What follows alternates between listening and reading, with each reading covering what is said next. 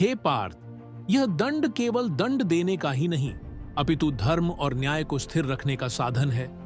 जो संसार को संतुलन में रखता है वही दंड है।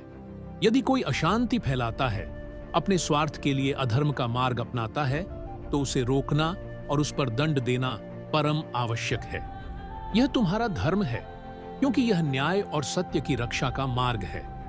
हे अर्जुन, समझो कि दंड का उद्देश्य केवल दोषियों को दंडित करना नहीं है, अपितु समाज में शांति और संतुलन को बनाए रखना है। यह दंड का सिद्धांत है। यदि अधर्म को रोका नहीं जाएगा तो सत्य की रक्षा कैसे होगी? जैसे अग्नि को नियंत्रण में रखना आवश्यक है, वैसे ही अधर्म पर अंकुश लगाना भी आवश्यक है। जो व्यक्ति सत्य और धर्म का पालन करते हैं, उन्हें इस दंड से कोई भय नहीं होना चाहिए। परंतु जो अधर्म के मार्ग पर चलने का प्रयास करते हैं, उनके लिए यह दंड चेतावनी है। हे पार्थ, दंड केवल भौतिक नहीं, मानसिक और आत्मिक भी होता है। जो व्यक्ति अपने भीतर के लोभ, क्रोध और मोह पर नियंत्रण नहीं रखता, वह स्वयं को आत्मिक रूप से दंडित करता है। जैसे ही हम अपनी आत्मा के दोषों पर अंकुश लगाते हैं, वैसे ही हम स्वयं का उद्धार कर पाते हैं। बाहरी दंड तभी प्रभावी होता है जब हम अपने भीतर के दुष्ट विचारों को भी दंडित करना सीखते हैं।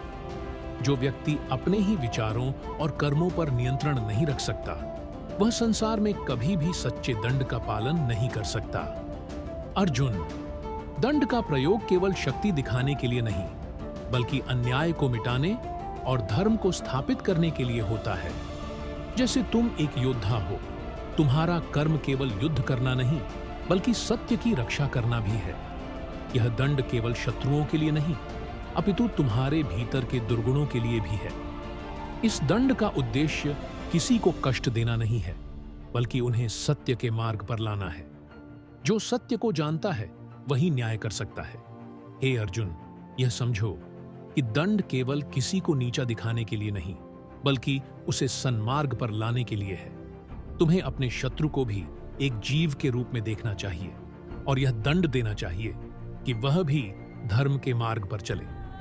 दंड केवल हिंसा का प्रतीक नहीं है, बल्कि यह न्याय का वह अस्त्र है जो अधर्म को मिटाता है और धर्म की स्थापना करता है।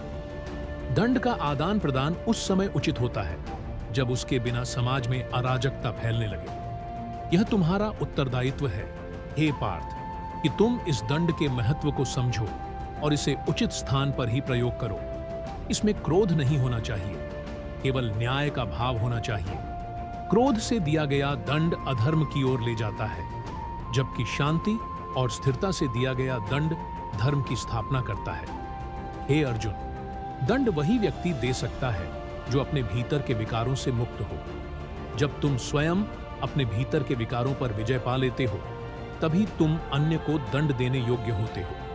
जो व्यक्ति स्वयं अपने जीवन में संतुलन और संयम का पालन करता है, वही न्यायपूर्ण दंड देने का अधिकारी है। दंड का सार केवल किसी को कष्ट देना नहीं, अपितु उसकी आत्मा को पवित्र करना है, उसे सन्मार्ग पर लाना है। इसीलिए हे पार्थ, तुम इस दंड को केवल बाहरी कर्म के रूप में मत देखो। यह तुम्हारा आध्यात्मिक कर्तव्य है। जब तुम धर्म और सत्य की स्थापना के लिए दंड का पालन करते हो, तब तुम अपने भीतर की शक्ति को पहचानते हो। यह तुम्हारा धर्म है और यही तुम्हारा सबसे बड़ा कर्तव्य है। हे अर्जुन, उठो, धर्म का पालन करो, न्याय की स्थापना करो और अपने भीतर और बाहर की सभी विकृतियों पर विजय प्राप्त करो। यही तुम्हारी विजय होगी और यही समाज का कल्याण होगा।